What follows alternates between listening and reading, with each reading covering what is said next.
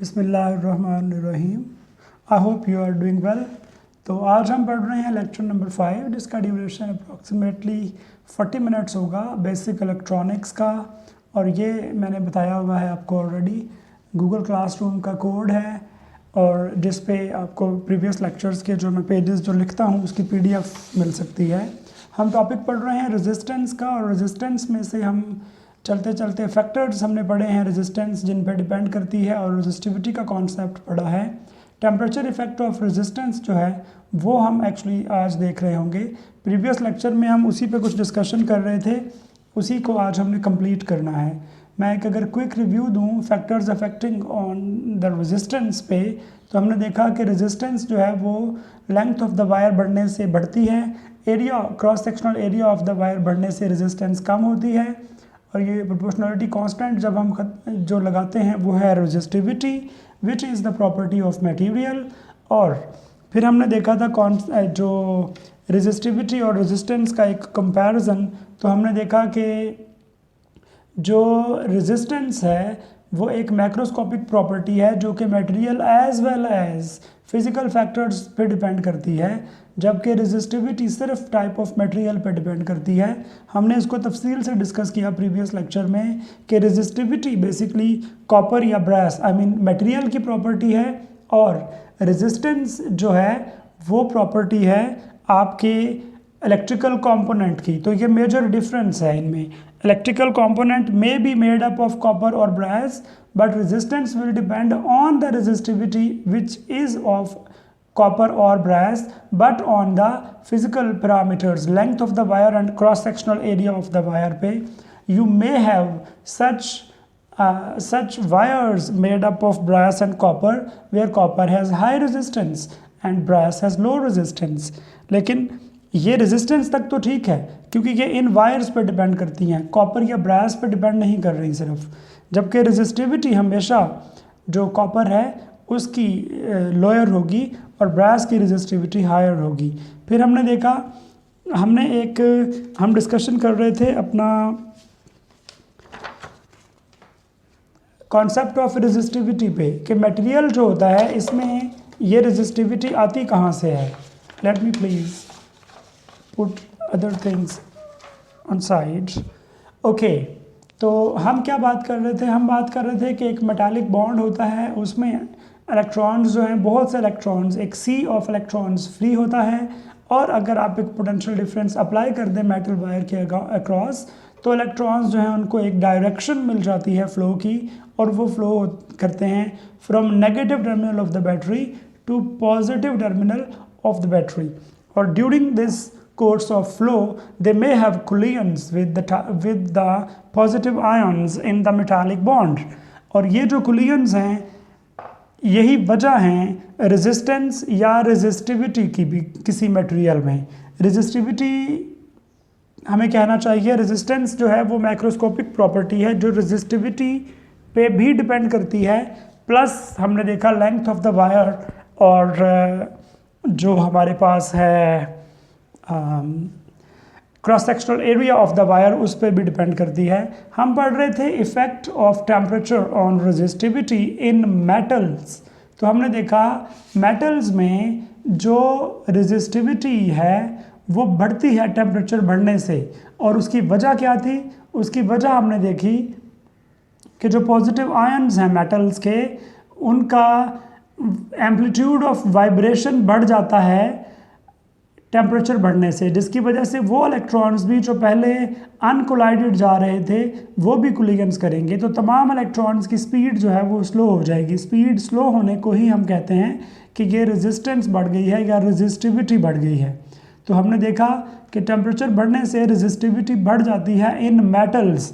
इसी बात को हमने मद्देनज़र रखते हुए प्रीवियस लेक्चर में ये लिखा था, आपको मैंने बताया था, आपने अपनी बुक से आई एम श्योर अब तक देखा भी होगा अपनी बुक में, जो रेजिस्टेंस वाला चैप्टर है वहाँ पे रेजिस्टिविटी का एक टेबल बना है डिफरेंट मटेरियल्स का।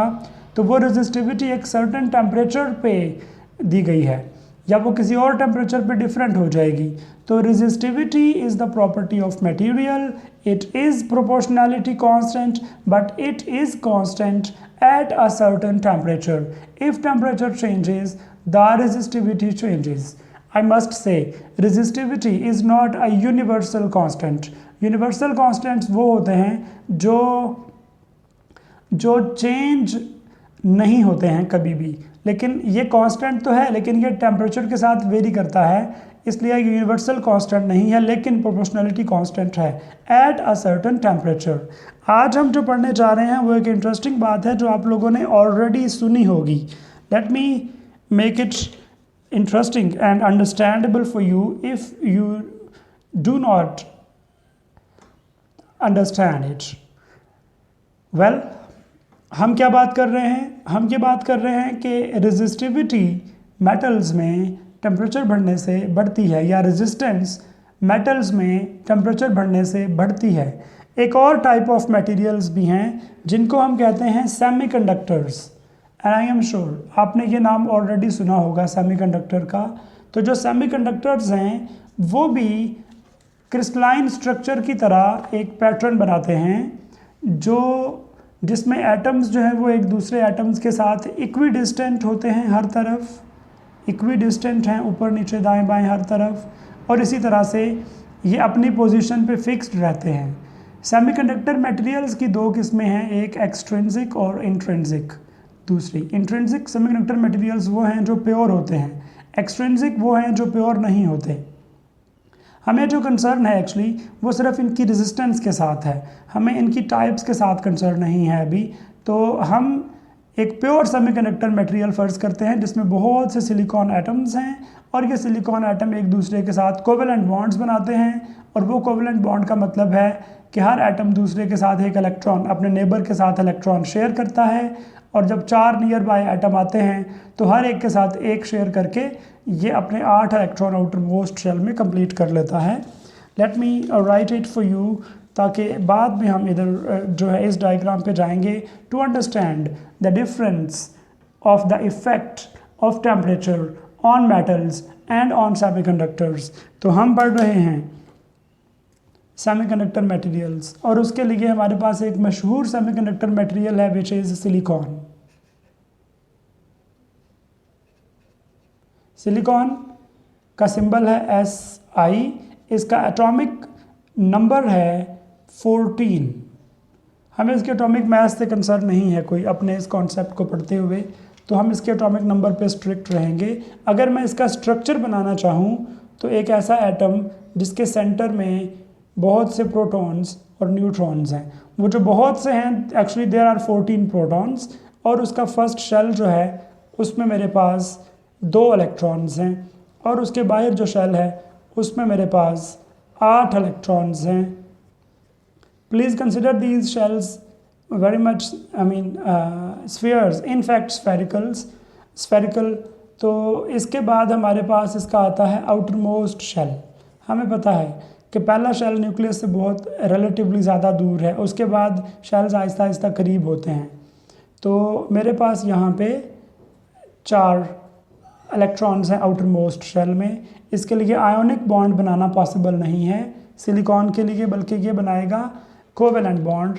ये अपने नियर बाय सिलिकॉन एटम के साथ भी एक कोवेलेंट बॉन्ड बना सकता है, इधर एक नियर बाय सिलिकॉन के साथ भी कोवेलेंट बना सकता है, इधर भी बना सकता है, और इधर भी बना सकता है। मैं सिंपलिसिटी के लिए सिर्फ सिलिकॉन यहाँ लिख देता हूँ न्यूक्लियाई, और ये उनके क्रॉस वाले जो हैं वो इनके नियर बाय जो सिलिकॉन एटम्स हैं उनके हर एक के अपने अपने 4th शेल के इलेक्ट्रॉन्स हैं। इस तरह सिलिकॉन के आउटर मोस्ट शेल में 8 इलेक्ट्रॉन हैं और वो स्टेबल है। ये आइडियल केस है, this is only possible at 0 kelvin, but in real world we at least have a room temperature when we deal with things, and that is 300 kelvin approximately. ये हमारा temperature है जिस पे हमें deal करना है। ये वो टेम्परेचर है जिस पे ये स्ट्रक्चर होता है सिलिकॉन के जो क्रिस्टल है उसका। तो अब क्या होगा, अब हम ये देखना चाहते हैं कि क्या होगा। Let me make it very clear to you कि हम पढ़ रहे हैं resistivity और resistance otherwise macroscopically I mean हम अगर रेजिस्टेंस कह सकते हैं रेजिस्टिविटी को अगर लेंथ ऑफ एरिया से एम कर दें, but I will keep going with the concept of resistivity till the end, और एंड पे हम इसको जनरलाइज करेंगे टुवर्ड्स रेजिस्टेंस। तो मैं बता रहा था कि ये बहुत से सिलिकॉन एटम्स हैं और इन्होंने एक दूसरे के साथ कोवेलेंट बॉन्डिंग की है और इनमें कोई फ्री इलेक्ट्रॉन नहीं है आइडियली, लेकिन टेम्परेचर जब 0 केल्विन ही नहीं है बल्कि टेम्परेचर 300 केल्विन है, तो फिर इन एटम्स के बहुत से, अगर बहुत से नहीं तो कुछ फ्री इलेक्ट्रॉन्स ज़रूर होंगे। तो हम वो फ्री इलेक्ट्रॉन्स यहाँ बना लेते हैं। एक pure semiconductor material at 300 Kelvin will have few free electrons. Of course metal की निस्बत ये बहुत कम है जो मेटल में थे इससे पहले हमने बनाए ऊपर वाली डायग्राम में। और अगर मैं इस सेमीकंडक्टर मटेरियल को एक पोटेंशियल डिफरेंस अप्लाई कर दूं, तो उस पोटेंशियल डिफरेंस की वजह से लेट्स से इस तरह का पोटेंशियल डिफरेंस जो इस तरफ पॉजिटिव है और इस तरफ नेगेटिव है, ये पोटेंशियल डिफरेंस अप्लाई करने से क्या होगा, इलेक्ट्रॉन्स को एक पैथ ऑफ फ्लो मिल जाएगा। यहाँ पॉजिटिव है, यहाँ नेगेटिव है। ये जो negatively charge particles I mean electrons हैं वो मूव करना शुरू कर देंगे from negative terminal of the battery to the positive terminal of the battery, और during the course of their motion they may have collisions with the silicon atoms.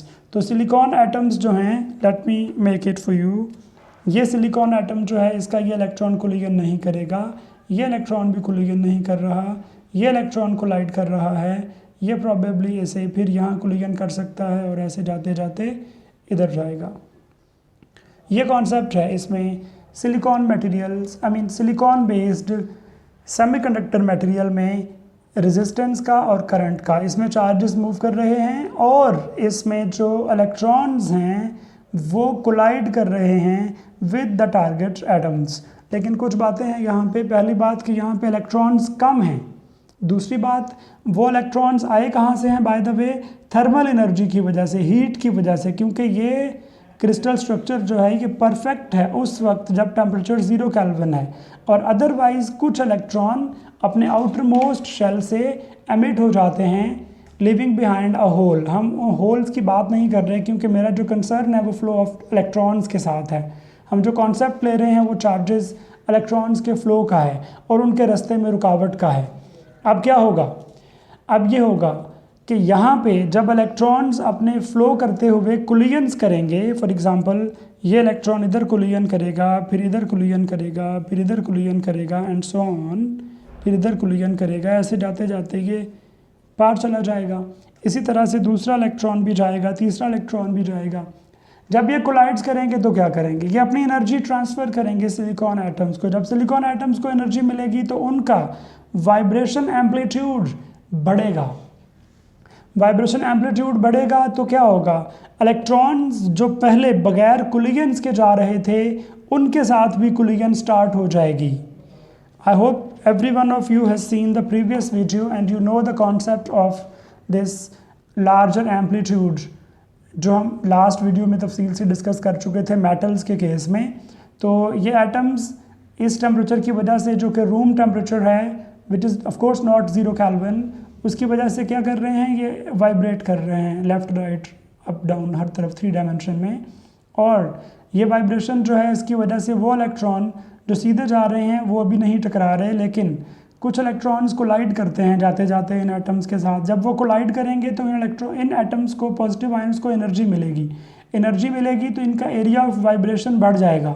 जब area of vibration बढ़ेगा तो वो electron जो पहले straight गुजर रहे थे अब वो भी इनसे कोलाइड करेंगे तो रेजिस्टेंस बढ़ जाएगी। Let's talk about semiconductor material. Semiconductor material में भी एटम्स उसी तरह वाइब्रेट कर रहे हैं और उनका एरिया ऑफ वाइब्रेशन कम है। जब इलेक्ट्रॉन्स कोलिजन करते हैं इन एटम्स के साथ तो इन एटम्स का एरिया ऑफ वाइब्रेशन बढ़ जाएगा। जब एरिया ऑफ वाइब्रेशन बढ़ रहा है तो इससे क्या होगा, इससे वो इलेक्ट्रॉन्स जिनके रास्ते में ये एटम वाइब्रेशन के बाद आ रहे हैं वो भी कोलाइड करेंगे।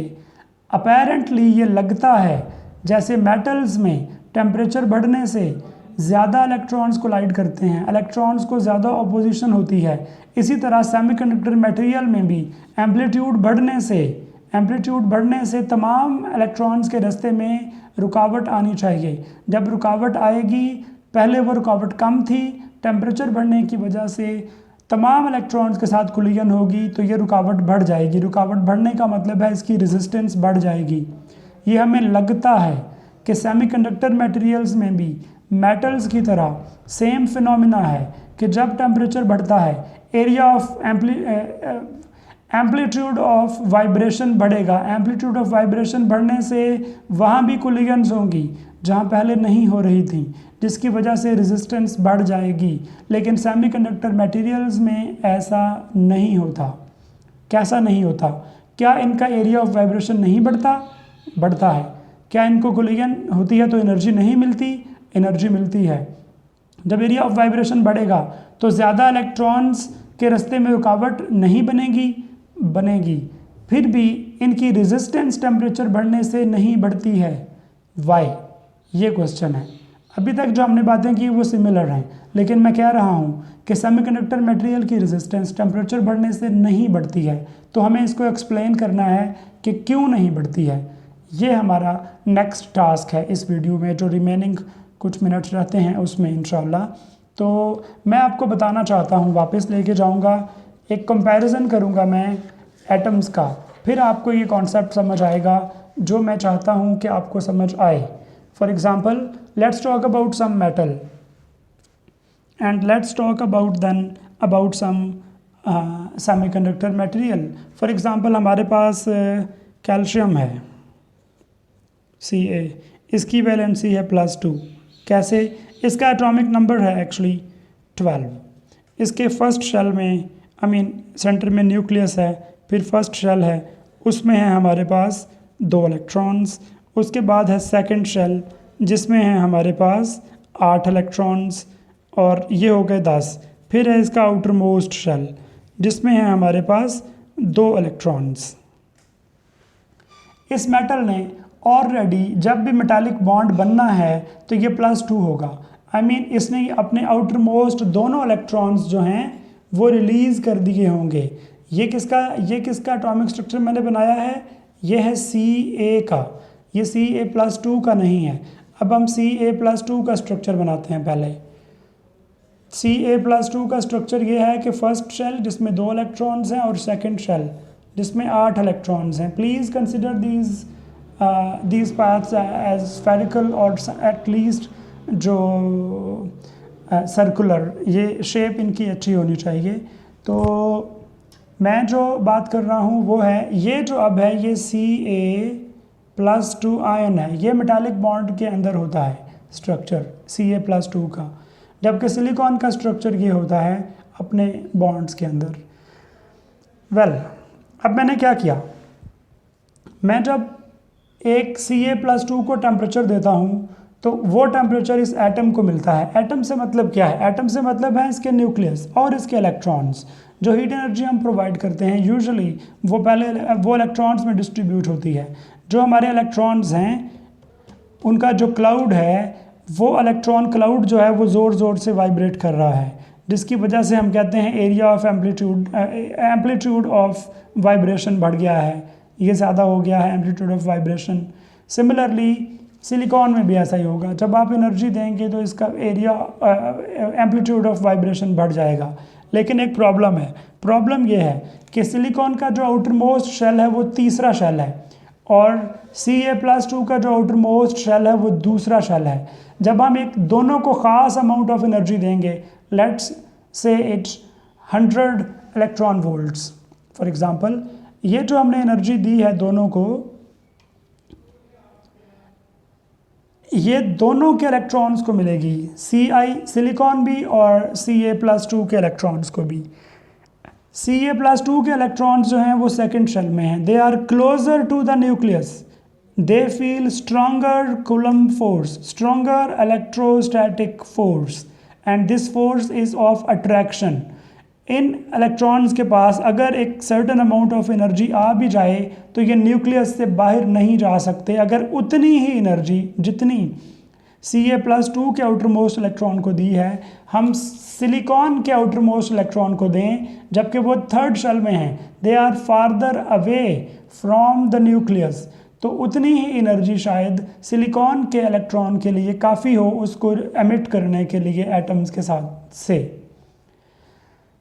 ये एक मेजर फ़र्क है।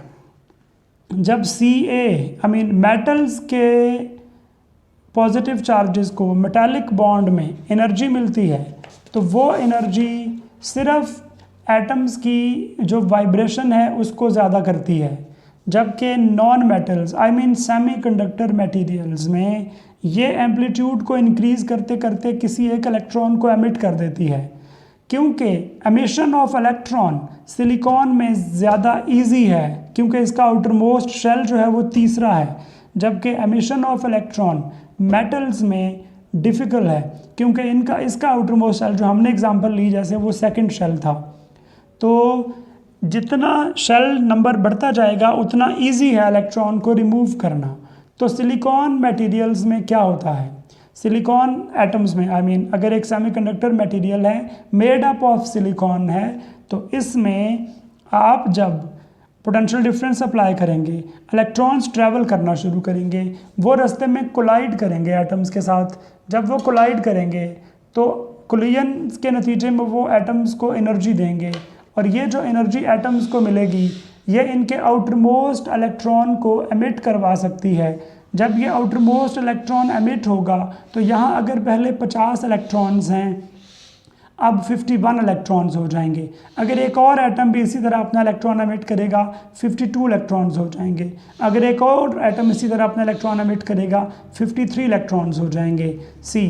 इनिशियली हमारे पास अगर 50 इलेक्ट्रॉन्स थे उसमें से 40 इलेक्ट्रॉन्स कोलिजन कर रहे थे, 10 इलेक्ट्रॉन अनकोलाइडेड जा रहे थे। तो हम फ़र्ज़ करते हैं, हम ऐसे इजी कर लेते हैं अपने लिए, जो कोलिजन करते हैं वो पार नहीं जा पाते, स्लो जाते हैं ना, तो हम कहते हैं कि 1 मिनट में 50 में से 40 इलेक्ट्रॉन तो रुक जाते हैं बिकॉज ऑफ कोलिजन्स और 10 इलेक्ट्रॉन जो हैं वो आगे चले जाते हैं, जिसका मतलब है कि 10 इलेक्ट्रॉन्स को रेजिस्टेंस नहीं मिली, 40 को रेजिस्टेंस मिली है। अब हम बात करते हैं जब कोलिजन्स होंगी, वो जो 40 कोलिजन्स कर रहे हैं उसकी वजह से क्या होंगे, कुछ नए इलेक्ट्रॉन्स एमिट होंगे। फ़र्ज़ करें 20 नए इलेक्ट्रॉन्स एमिट हो गए, ये हो गए 70 इलेक्ट्रॉन्स, पहले 50 थे अब 70 हो गए।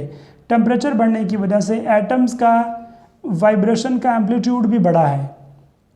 50 में से 40 इलेक्ट्रॉन्स कोलिजन्स कर रहे थे, 10 आगे जा रहे थे। अब 70 में से फ़र्ज़ करें 50 इलेक्ट्रॉन्स कोलिजन कर रहे हैं, आगे कितने जाएंगे, 20। ये सबसे इम्पॉर्टेंट पॉइंट था जो मैंने अभी बताया है। वो क्या है कि एम्पलीट्यूड बढ़ने से जो कोलाइडिंग इलेक्ट्रॉन्स हैं वो बढ़ जाते हैं। पहले 40 इलेक्ट्रॉन कोलिजन कर रहे थे, एम्पलीट्यूड बढ़ने से वो 50 कोलिजन्स कर रहे हैं, लेकिन जो टेम्परेचर बढ़ा है जिसकी वजह से एम्पलीट्यूड बढ़ा है वाइब्रेशन का, उसकी वजह से फ्री इलेक्ट्रॉन भी बढ़ गए हैं। वो जो फ्री इलेक्ट्रॉन्स की तादाद बढ़ी है उसकी वजह से जो अनकोलाइडेड जा रहे हैं वो भी बढ़ गए हैं। तो जहाँ तक कोलिजन्स का इफ़ेक्ट है वो तो सेम है, लेकिन सेमीकंडक्टर मटेरियल में एक एडिशनल इफ़ेक्ट है, वो ये है कि टेम्परेचर बढ़ने से नंबर ऑफ़ फ्री इलेक्ट्रॉन्स बढ़ जाते हैं। जब नंबर ऑफ़ फ्री इलेक्ट्रॉन्स बढ़ जाएंगे तो इसकी वजह से क्या होगा, इसकी वजह से हमें ये नज़र आएगा कि पहले 10 इलेक्ट्रॉन जा रहे थे पार, अब 20 इलेक्ट्रॉन पार जा रहे हैं। ये जो लार्ज नंबर ऑफ इलेक्ट्रॉन्स इसमें से पार जा रहे हैं because of the same potential difference applied, हम इस बात को क्या कहेंगे, हम इसे कहेंगे कि शायद इसमें जो रेजिस्टेंस है वो कम हो गई है। तो सेमीकंडक्टर मटेरियल्स में टेम्परेचर बढ़ने से करंट बढ़ जाता है, इसलिए नहीं बढ़ता कि इसमें कोलिजन्स कम हो रही हैं, नहीं, इसमें कोलिजन्स तो ज़्यादा हो रही हैं, इसलिए बढ़ता है कि इसमें फ्री चार्जेस ज़्यादा हो गए हैं। जबकि मेटल्स में क्या होता है, मेटल्स में भी अगर फ़र्ज़ करें इनिशियली 50 इलेक्ट्रॉन्स हैं, आपका टेम्परेचर बढ़ा तो पहले 40 इलेक्ट्रॉन कोलिजन्स कर रहे थे, अब 50 इलेक्ट्रॉन्स कोलिजन करेंगे। कितने नए इलेक्ट्रॉन बने हैं? कोई नया इलेक्ट्रॉन नहीं बना, क्योंकि इलेक्ट्रॉन बनने के लिए you need a lot of energy, क्योंकि आपने सेकंड शेल से उसको एमिट कराना है, थर्ड से नहीं कराना। तो इस वजह से सेमीकंडक्टर मटेरियल्स में नंबर ऑफ फ्री इलेक्ट्रॉन्स बढ़ जाने की वजह से by increasing the temperature semiconductor materials में रेजिस्टेंस कम हो जाती है, मतलब करंट बढ़ जाता है, जिसका अदरवाइज मतलब है कि रेजिस्टेंस कम हो जाती है। जबकि मेटल्स में सिर्फ एम्पलीट्यूड बढ़ता है वाइब्रेशन का, नंबर ऑफ इलेक्ट्रॉन नए नहीं बनते, तो वो इलेक्ट्रॉन जो पहले अनएड्रेस्ड अनकोलाइडेड जा रहे थे अब वो कोलिजन्स करेंगे, जिसकी वजह से अब उसकी रेजिस्टेंस बढ़ जाएगी, करंट कम हो जाएगा। तो ये था effect of resistance, effect of temperature on resistance of different types of materials. For example हमने इसको पढ़ा है इफ़ेक्ट ऑफ टेम्परेचर को सेमीकंडक्टर मटेरियल पे और मेटल्स पे, और हमने देखा है कि जो इफ़ेक्ट ऑफ टेम्परेचर है वो क्या है। अगर मैं इसको यहाँ पे लिखना चाहूँ तो मैं लिखता हूँ कि इफ़ेक्ट ऑफ टेम्परेचर, तो हम ये नहीं कह सकते कि रेजिस्टेंस बढ़ती है टेम्परेचर बढ़ने के साथ, हम ये भी नहीं कह सकते कि रेजिस्टेंस कम होती है टेम्परेचर बढ़ने के साथ, लेकिन हम ये कह सकते हैं कि रेजिस्टेंस बढ़ती है टेम्परेचर बढ़ने से इन मेटल्स, और हम ये कह सकते हैं कि रेजिस्टेंस कम होती है टेम्परेचर बढ़ने से इन सेमीकंडक्टर्स।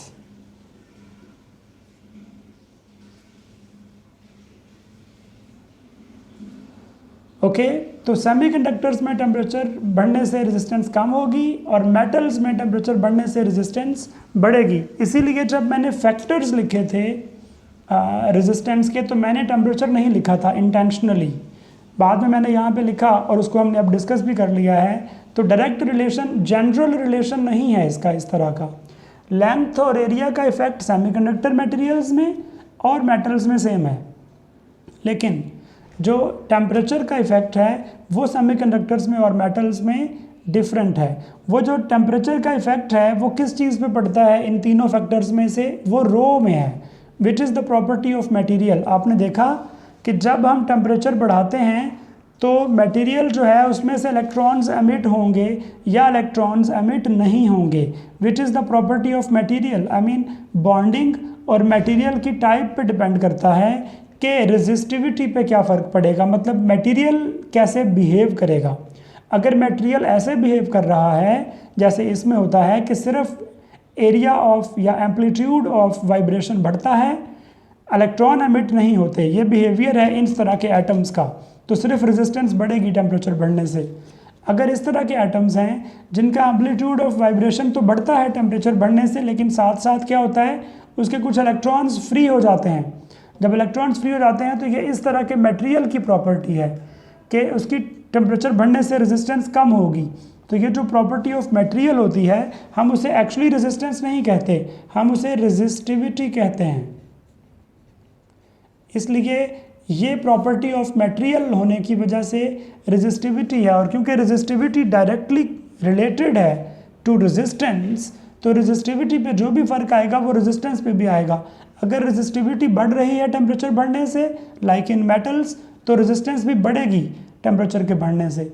अगर रेजिस्टिविटी कम हो रही है टेम्परेचर के बढ़ने से लाइक इन सेमीकंडक्टर्स, तो रेजिस्टेंस भी कम होगी टेम्परेचर के बढ़ने से। तो ये था हमारा effect of temperature on resistivity और on resistance. Last but not the least, अब हम बात करने जा रहे हैं एक एक छोटी सी डेरिवेशन है जो हमें कर लेनी चाहिए इस पे अपने क्या कहते हैं उसे हम effect of temperature on resistance और ऑन रेजिस्टिविटी। उससे पहले उसको स्टार्ट करने से पहले मैं कुछ बेसिक्स, ये हमारा पेज नंबर 2 है लेक्चर नंबर 5 का, तो इज़ इट लेक्चर नंबर 5 और lecture number 6? I have confused my self. It should be lecture number 5 I guess. Okay, तो ये हमारा पेज नंबर जो है वो 2 है। तो पेज नंबर 2 जो है उस पर हम लिख रहे हैं, कुछ टर्म्स पहले लिखते हैं। I have here R naught, I have R T. R naught is the resistance at some low temperature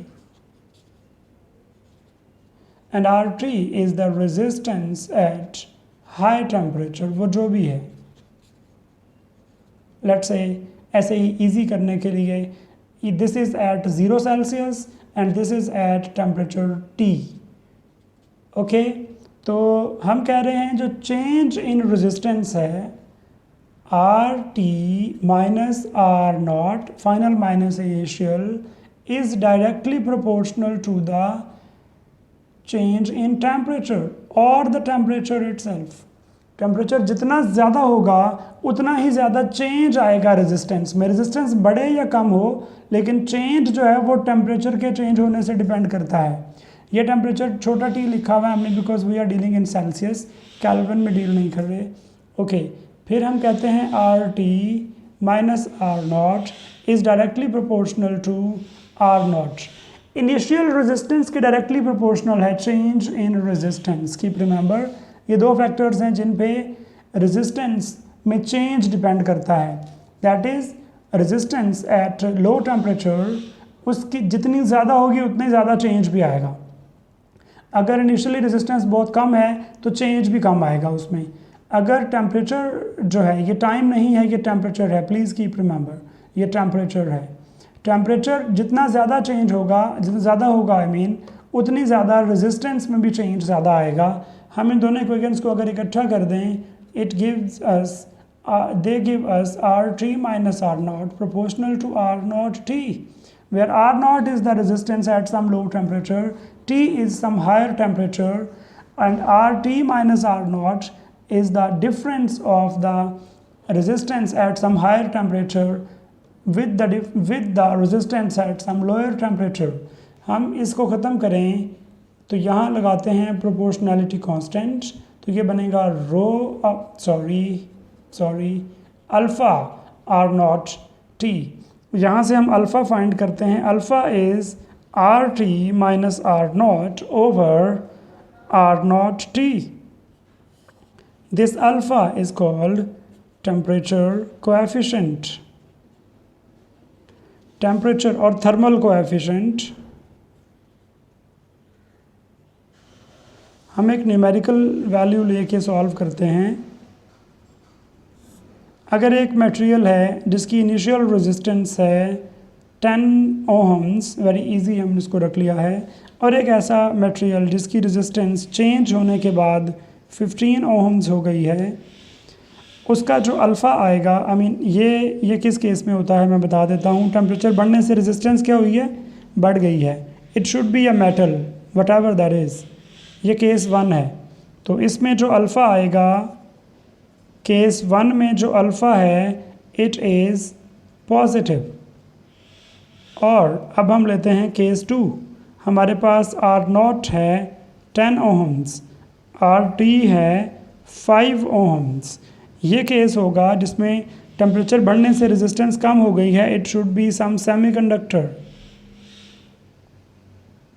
तो केस 2 में मेरे पास अल्फ़ा जो है वो है negative. So this is another way to define a conductor or a semiconductor. Metals are conductors by the way. तो हम क्या कह रहे हैं, कंडक्टर्स या मेटल्स जो हैं उनका जो टेम्परेचर कोएफिशिएंट है वो पॉजिटिव होता है। दैट एक्चुअली मीन्स उनकी रेजिस्टेंस टेम्परेचर बढ़ने से बढ़ती है। सिमिलरली जो केस 2 है जिसकी हम बात कर रहे हैं वो हैं सेमीकंडक्टर्स, उनका अल्फ़ा नेगेटिव आया है। तो हम कहते हैं सेमीकंडक्टर्स ऐसे मटेरियल्स हैं जिनकी रेजिस्टेंस टेम्परेचर बढ़ने से कम होती है, और अदरवाइज हम उन्हें कहते हैं द कंपाउंड्स और the substances with negative temperature coefficient are semiconductors and the substances और compounds with positive temperature coefficient are conductors or metals. This was it about resistance and the resistivity. Now we should go a little further to the last concept of this article, and that is conductance. Conductance or conductivity. It is as same as resistance and resistivity. Resistance क्या थी? Resistance थी किसी material की property due to which it opposes the flow of current. Conductance उसके बिल्कुल उलट है. It is the ability of a material to allow the flow of charges. I mean the property of the material to allow the flow of charges. Conductance is the property of material to allow the flow of charges. Conductance का जो symbol है वो है capital C. No capital G. Conductance का symbol है capital G और इसके ये एक्चुअली है रेसिप्रोकल ऑफ रेजिस्टेंस. तो इसके यूनिट्स क्या होंगे? इसके यूनिट्स हैं पर ओहम, जिसका सिंबल इस तरह भी है और इसका नाम है MHO. ओहम को उल्टा पढ़ें, OHM को MHO पढ़ें, तो ये यूनिट्स हैं कंडक्टेंस के. और अब हम बात करते हैं कंडक्टिविटी. कंडक्टिविटी जो है ये क्या है? कंडक्टिविटी इज़ एज सेम एज रेजिस्टिविटी. ये प्रॉपर्टी ऑफ मटेरियल है. ये क्या थी? Property of, I must had written here material की बजाय electrical component. Electrical component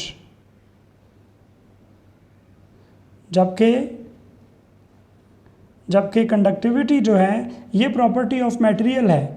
It is the property of material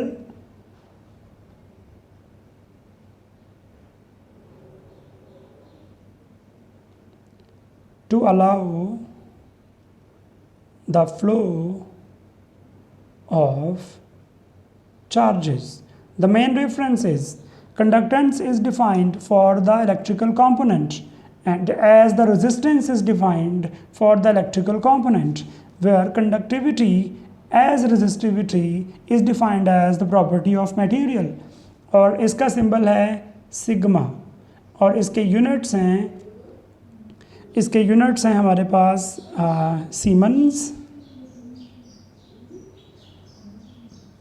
last एक चीज़ है जो मुझे यहाँ पे लिखनी चाहिए थी पहले. हम इसी रिलेशन को रेजिस्टिविटीज़ में भी लिख सकते हैं क्योंकि ये अल्टीमेटली माइक्रोस्कोपिक प्रॉपर्टी है, तो हमें इसे रेजिस्टिविटी में लिखना चाहिए था. तो मैं इधर एक बॉक्स बनाता हूँ और यहाँ पे मैं लिख रहा हूँ relation of alpha with resistivity. Relation of alpha with resistivity. तो हमारे पास है alpha equals RT minus R0 over R0 T. Let's replace this resistance with the relation this R is equal to rho L over A. तो ये आ जाएगा rho T L over A minus rho naught L over A over rho naught L over A multiplied by T. ऊपर से common आएगा, length over area इधर से length over area से cut जाएगा, तो will end up having RT rho T minus rho naught over rho naught T. क्योंकि ideally हमें इसको रेजिस्टिविटी में डिफाइन करना चाहिए, रेजिस्टेंस में नहीं. Well that is it about the topic. और हम एक क्विक रिव्यू तकरीबन 4 मिनट्स का हमारे पास है इस पूरे टॉपिक का लेते हैं जो हमने 3 लेक्चर्स में इसे मुकम्मल किया है. And it was the first of all defining resistance and resistivity, I mean resistor, then the units, colour codes और फैक्टर्स जिन पे डिपेंड करती है रेजिस्टिविटी, और उसके बाद temperature effect on resistance and और रेजिस्टिविटी, कंडक्टर और कंडक्टेंस क्या है या कंडक्टिविटी क्या है. तो अब हम अगर इसके फ्लो पे चलें तो हमारा सबसे पहला लेक्चर था इस टॉपिक पे वो हमारे पास था लेक्चर नंबर 3। तो लेक्चर नंबर 3 जो है मुझे उसका फ़र्स्ट पेज चाहिए होगा। लेक्चर नंबर 3 का फ़र्स्ट पेज ये था जिसमें हमने पढ़ा कि हमारे पास सबसे पहले रेजिस्टेंस क्या है। हमने कहा ये प्रॉपर्टी है किसी इलेक्ट्रिकल कंपोनेंट की to oppose the flow of charges through it. इसका सिंबल है कैपिटल आर।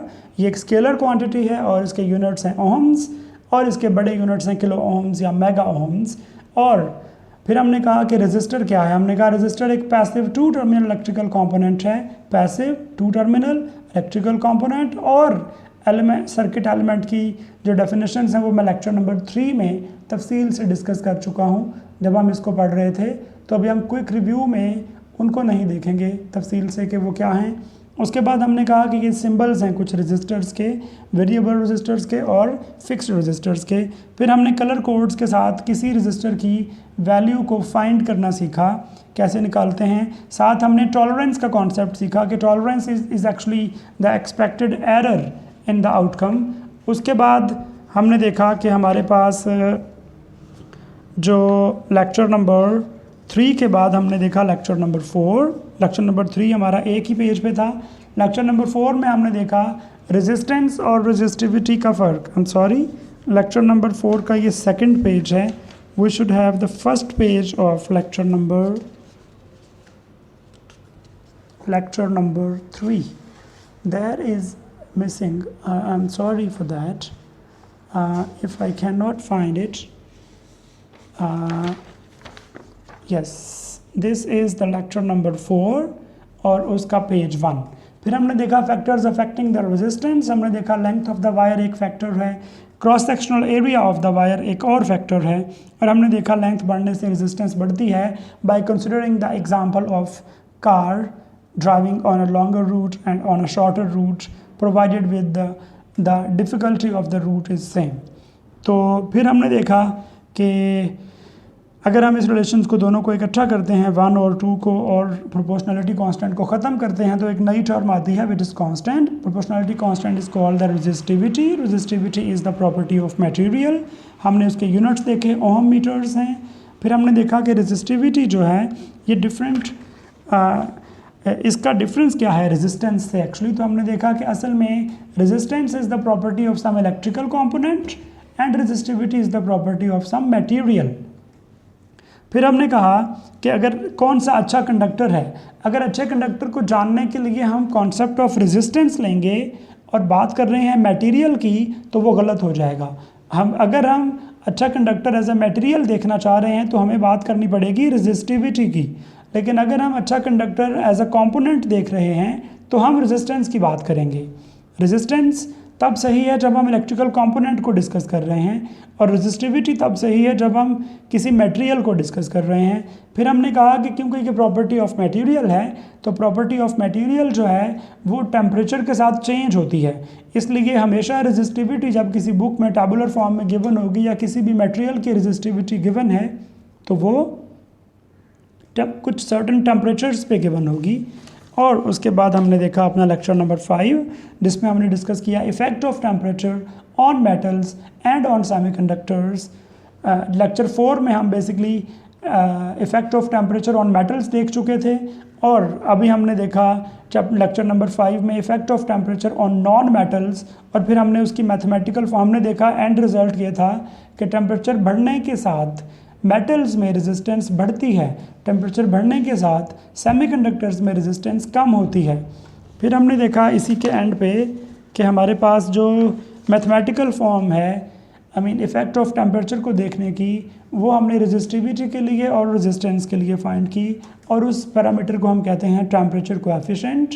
जिन मटेरियल्स का टेम्परेचर कोएफिशिएंट पॉजिटिव होता है दे आर मेटल्स, जिनका टेम्परेचर कोएफिशिएंट नेगेटिव होता है वो मटेरियल्स सेमीकंडक्टर इन नेचर होते हैं। फिर हमने 2 और टर्म्स पढ़ी, कंडक्टेंस और conductivity, where conductance is the reciprocal of resistance and resistivity का रेसिप्रोकल है कंडक्टिविटी। तो I can write it like this, resistivity, sorry I should have written it, the resistivity इसके यूनिट्स हैं siemens okay, that is it about resistance and resistivity. हमारा जो flow हमने शुरू में तय किया था 3 लेक्चर्स पहले, लेक्चर नंबर 3 से ऑनवर्ड्स, वो इस रेजिस्टेंस का था और वो आज हम उसे कंप्लीट करने में कामयाब हो गए हैं। तो इंशाल्लाह हम जो नेक्स्ट पढ़ेंगे वो होगा concept of potential difference, concept of current and the Ohm's law, and then later we will discuss the simple circuits having few components like potential source, the resistance, etc.